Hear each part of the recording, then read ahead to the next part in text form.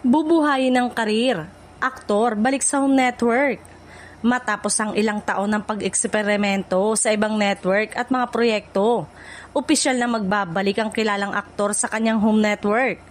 Ayon sa mga insiders, malinaw na layunin ng aktor na muling buhayin ang kanyang karir at makabalik sa mainstream project na nagpasikat sa kanya noong una.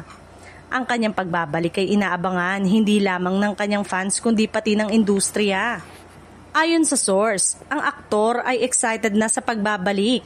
Masaya akong makabalik sa lugar na nagbigay sa akin ng oportunidad para ipakita ang aking talento. Handa na akong harapin ang mga bagong hamon at ipakita ang aking paglago bilang artista, sabi niya.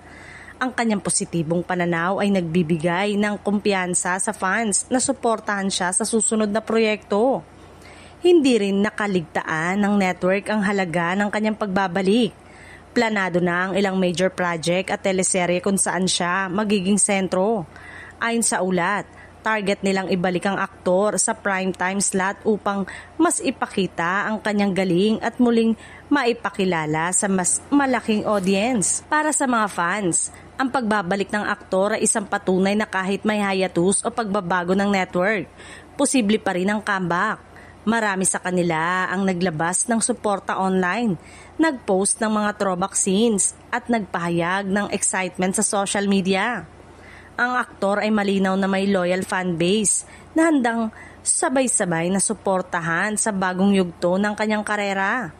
Sa kabuuan, ang pagbabalik sa Home Network ay hindi lamang simpleng muling pagpasok sa industriya.